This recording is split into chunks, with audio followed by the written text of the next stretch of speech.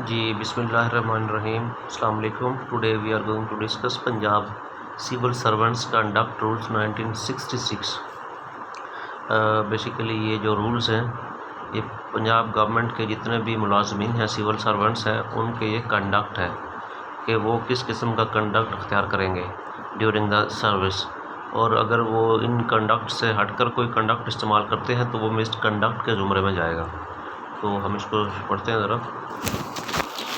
इसका आप देखें इसको, short title and commencement. These rules may be called Punjab government servants conduct rules 1966। Extent and of application. These rules apply to all persons whether on duty or on leave within or without Punjab, चाहे वो पंजाब के अंदर हैं और पंजाब से बाहर हैं, चाहे वो ड्यूटी पर हैं, छुट्टी पर हैं, लेकिन पंजाब गवर्नमेंट का मुलाजमीन है। Serving in connection with the affairs of the province of the Punjab including the employees of provincial government deputed to serve with statutory corporations. जिस तरह कि आपको पता है कि गवर्नमेंट के कुछ ऑटोनोमस इदारे होते हैं या कुछ ऐसी कंपनीज़ होती हैं जो गवर्नमेंट के स्टैट्यूटरी के कानून के ज़रिए उनको बनाया जाता है, और फिर गवर्नमेंट अपने सरकारी मुलाजमीन को उनका किसी को सीईओ लगा देती है, किसी को उसका डिप्टी सीईओ लगा दिया। तो इस तरह के जो मुलाजमीन हैं जो स्टैट्यूटरी कॉर्पोरेशंस के अंदर काम कर रहे हैं गवर्नमेंट प्रोविंशियल गवर्नमेंट के, और with the non government employer, या वो किसी नॉन गवर्नमेंट एम्प्लॉयर के पास काम कर रहे हैं, बट इसमें से एक्सक्लूड ये कर रहे हैं, but excluding member of an all Pakistan service. ये जो ऑल पाकिस्तान सर्विस के मुलाजमीन हैं serving in the connection of the affairs the province, वो पंजाब के अंदर काम कर रहे हैं, लेकिन उनका कौन से मेंबर है वो ऑल पाकिस्तान सर्विस के, तो वो एक्सक्लूड है, उनके ऊपर ये कंडक्ट रूल्स लागू नहीं होंगे। उनके कोई अपने ही रूल्स होंगे दूसरे, वो उन पर लागू होंगे। और कौन इससे अपना एक्सक्लूड है इसमें? Holders of such post in connection with the affairs of the province of the Punjab as provincial government may by notification in the official gazette specify in this behalf. या फिर इस तरह कर सकती है कि पंजाब गवर्नमेंट जो है ना, प्रोविंशियल गवर्नमेंट पंजाब की, वो कुछ ऑफिसर्स को या जो कुछ ऐसे होल्डर्स ऑफ सच पोस्ट हैं उनको कह दे कि ये काम तो प्रोविंस ऑफ पंजाब के affairs of the province of the Punjab को ही डील कर रहे हैं, लेकिन नोटिफिकेशन के ज़रिए कह दे कि इन बंदों को इन सर्वेंट्स के ऊपर ये कंडक्ट रूल्स लागू नहीं होंगे। ठीक है, ये आपने इनको देख लिया, आगे पढ़ेंगे तो मज़ीद आपको समझ आती चली जाएगी। इनको हारमोनियसली पढ़ेंगे। Definition in these rules unless there is anything repugnant in the subject और कॉन्टेक्स्ट। अगर मौजू या सियाक़ सबाक़ में कुछ मुनाफी दर्ज है, ये तो government means the government of the Punjab, वैसे government mean government of the Punjab है। अगर सियाक़ सबाक़ में या मौजू जो इस कानून का है या जो इन रूल्स का है, अगर उसमें कुछ और भी दर्ज है गवर्नमेंट से मुराद, तो फिर उसको भी इस डेफिनेशन के साथ मिलाकर पढ़ा जाएगा। अदरवाइज़ गवर्नमेंट की यही डेफिनेशन है जो यहाँ पे लिखी गई है। बेसिकली कहने का मुराद ये है कि कोई भी डेफिनेशन आपने कह लें कि वो उसको सेपरेटली नहीं पढ़ना, इस पूरे कानून को मद्देनज़र रखते हुए, सियाक़ सबाक़ को मद्देनज़र रखते हुए उसका मीनिंग आपने ड्राइव करना है। गवर्नमेंट सर्वेंट कौन सा होता है जी? Government servant means a person to whom these rules apply. जिसके ऊपर ये रूल अप्लाई होंगे हम उन्हें गवर्नमेंट सर्वेंट्स कहेंगे इस कानून के तहत। Member of government servants family, government servant की फैमिली से कौन मुराद है, वो कौन से लोग हैं जो उसकी फैमिली का हिस्सा होंगे? Includes his wife, children and step children whether residing with the government servant और नॉट। चाहे उसके बच्चे हैं या उसके स्टेप चिल्ड्रन हैं, अगर वो उसके साथ नहीं भी रहते लेकिन फिर भी वो उसकी फैमिली का हिस्सा है, किसी दूर हॉस्टल में रहते हैं, पढ़ते हैं, बैरून मुल्क चले गए हैं लेकिन अभी डिपेंडेंट हैं, उसके साथ रहते हैं, यानी कि उसके साथ जुड़े हुए हैं, तो वो क्या करेंगे? गवर्नमेंट सर्वेंट की फैमिली कहलाएंगे। और कौन लोग हैं जो फैमिली में आएंगे? Any other relative of the government servant or his wife when residing with and wholly dependent upon him. या तो उसके कोई गवर्नमेंट सर्वेंट के कोई रिश्तेदार हैं या उसकी बीवी है, या वो उसके साथ होली डिपेंडेंट है उसके ऊपर, यानी कि फुली डिपेंडेंट नहीं है, कुछ मतलब डिपेंड करते हैं उस गवर्नमेंट सर्वेंट के ऊपर, और उसके साथ वो रिजाइड भी करते हैं, फिर भी वो उसके क्या हैं? उसकी फैमिली का हिस्सा है। But does not include a wife legally separated from the government servant.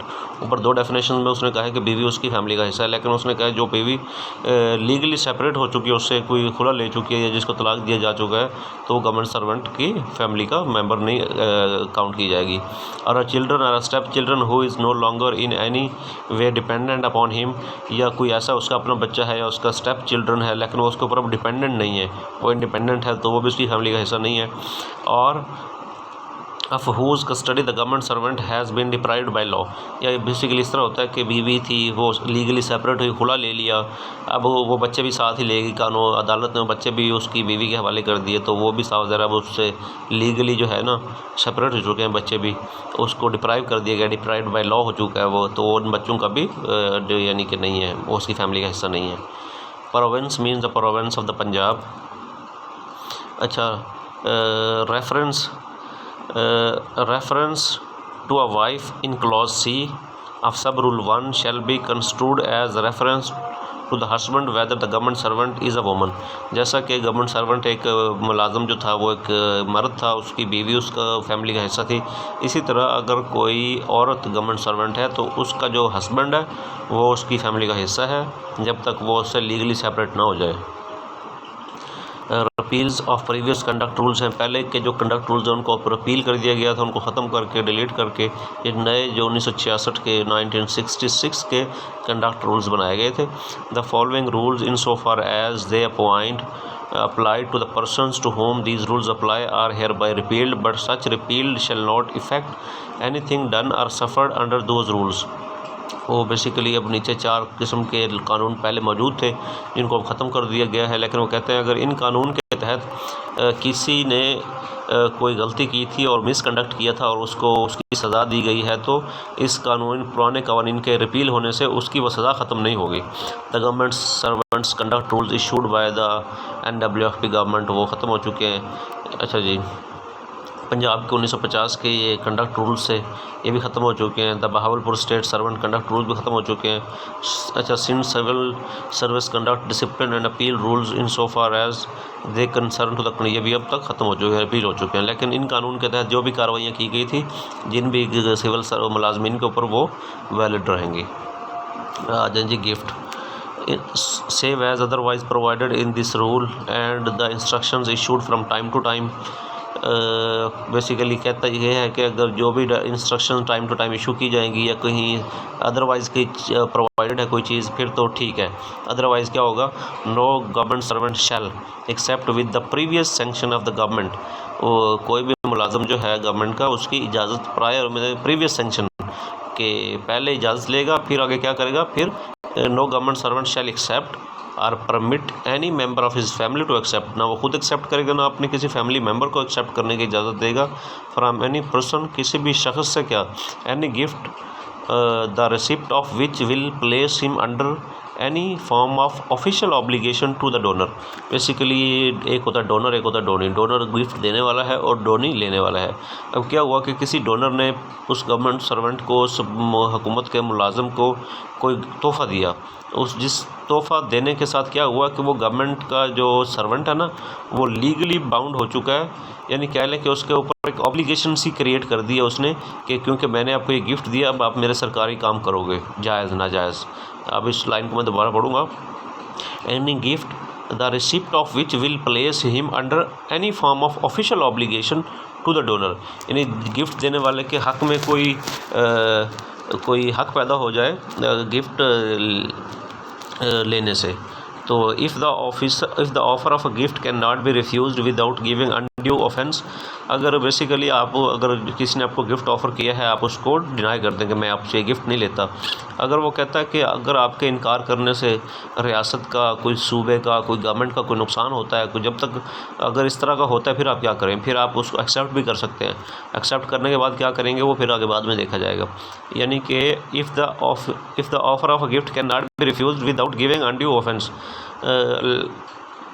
it may be accepted and delivered to the government for decision as it to its disposal। तो फिर वो तोहफ़ा ले लिया जाएगा और वो गवर्नमेंट को दे दिया जाएगा। मुलाजम ये बताएगा कि मुझे ऑफ़र हुआ, मैं ये क्या इसको इनकार नहीं कर सका। अगर मैं इनकार करता तो इससे क्या होता है, एक ऑफेंस यानी कह लें कि बन जाता कि वो अच्छा एक जेस्चर नहीं जा रहा था।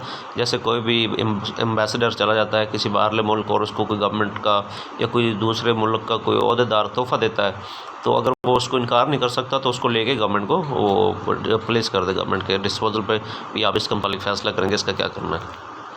If any question arises whether receipt of gift places a government servant under any form of official obligation to the donor, the decision of the government thereupon shall be final. Basically ये होता है कि हर gift से जो मुलाजम है, चाहे वो official है, सर्वेंट है, लाजमी नहीं है कि वो उस गिफ्ट देने वाले का पाबंद हो जाएगा कि उसका कोई काम लाजमी करे। गिफ्ट ले भी ले, लेकिन अगर ये होता है कि उस गिफ्ट लेने से वो किसी ज़िम्मेदारी का पाबंद नहीं हुआ, तो फिर भी गवर्नमेंट इसका डिसाइड करेगी कि ये इस तरह हुआ है कि नहीं हुआ। If any gift is offered by the head of or representative of foreign states, किसी गवर्नमेंट के ऑफर फॉरेन स्टेट के या कोई हेड गिफ्ट ऑफ़र करता है, the government servant concerned should attempt to avoid acceptance of such gift, पहले तो वो अवॉइड करे acceptance of such gift if he can do so without giving offence, अगर वो किसी बगैर यानी कि उससे कोई ऐसा तासुर ना जाए कि जिससे इनकार से कोई मतलब कह लें कि कोई मुल्क का या रियासत का या कोई गवर्नमेंट का कोई अच्छा तासुर ना पैदा हो, यानी विदाउट गिविंग ऑफेंस अगर वो डिनाई कर सकता है तो कर दे। If however he cannot do so he shall accept the gift and shall report its acceptance to the government for orders as to its disposal, तो फिर वो क्या करेगा कि वो इसको ले ले और गवर्नमेंट के डिस्पोजल पे इसको दे दे कि गवर्नमेंट इसके बारे में फ़ैसला करे। Officers of the rank of secretaries, जो सेक्रेटरीज़ के रैंक के ऑफिसर्स हैं of the central government may accept gifts offered abroad or within Pakistan by institutions or official dignitaries of the foreign governments of comparable or higher level. जो secretaries किस्म के officers हैं उस level के, उस rank के, वो या सेंट्रल गवर्नमेंट के हैं, वो गिफ्ट को एक्सेप्ट कर सकते हैं पाकिस्तान के अंदर या कहीं बाहर भी। कोई ऐसे इंस्टीट्यूशंस हैं या कोई ऐसे और डिग्निटरीज़ हैं फॉरेन गवर्नमेंट्स के, तो या उनके अपने रैंक के हैं या उससे हायर रैंक के हैं। If the gift is capable of being used in a government office, अगर उनको गिफ्ट ऐसा है कि किसी ने कोई इस तरह का गिफ्ट दिया कि गवर्नमेंट ऑफिस के लिए बड़ा यूज़फुल है, तो उसको वहाँ यूज़ किया जा सकता है, तो फिर क्या करें, इन द गवर्नमेंट ऑफिस और डिपार्टमेंट और it's official residence it should be used accordingly, तो फिर वो उसके ऑफिशियल रेजिडेंस पे भेज दिया जाएगा या गवर्नमेंट ऑफिस में दे दिया जाएगा कि ये कंपैरेटिवली यहाँ पे इसका सही यूज़ हो सकता है। अच्छा, if the gift can not be used, if the gift can not be so used the government servant may retain it for his own use, तो गवर्नमेंट सर्वेंट फिर क्या कर सकता है, उसको खुद भी रख सकता है। The monetary limits up to which the gift could be retained by the recipients as follows. अब देखें कि एक सेक्रेटरीज़ है, अगर उसको गिफ्ट मिला है तो वो खुद उसको रख सकता है, लेकिन इसमें तय करना ये होगा कि अगर उसको 50 लाख का गिफ्ट मिला है, क्या वो पूरे 50 लाख के गिफ्ट को रख सकता है, उसकी वैल्यू कितनी होगी जिसको वो रख सकता है, और वो कौन सी वैल्यू के गिफ्ट होंगे जिनको वो जमा करवाएगा, गवर्नमेंट के डिस्पोजल पे देगा। Gift up to a value of 10,000 तक की वैल्यू का जो गिफ्ट है उसको वो रख सकता है, ठीक है।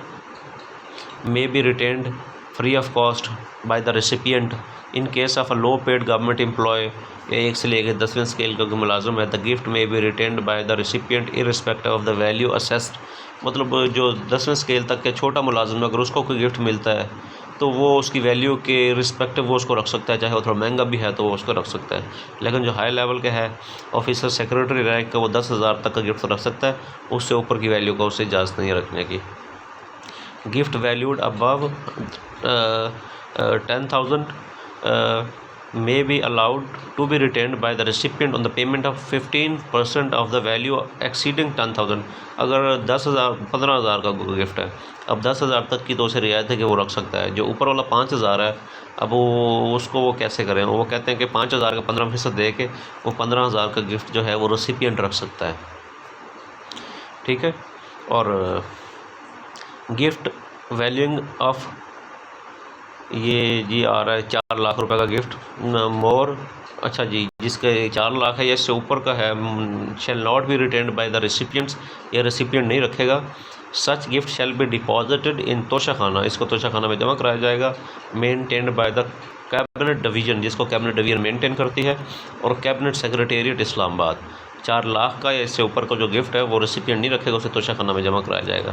फिर तोशाखाना का क्या कवानीन है, वहाँ से कैसे उसको हासिल किया जा सकता है, वो आगे आ जाएगा। The value of the gift will be assessed bye the cabinet division government of the Pakistan. Cabinet division जो 4 लाख है उससे ऊपर गिफ्ट है उसकी वैल्यू को असेस करेगी। The head of account of Toshakhana in which the amounts are to be deposited is, ये आप अमाउंट इसको देख लें जी, 1,30,000 रुपये के राउंड अबाउट है। रिसिपिएंट ऑफ दरबार प्रेजेंट सेंट्रल, इसको देखते हैं बाद में। एक्सेप्ट, यहाँ तक हमने कर लिया, इंशाल्लाह इसको दोबारा हम करते हैं।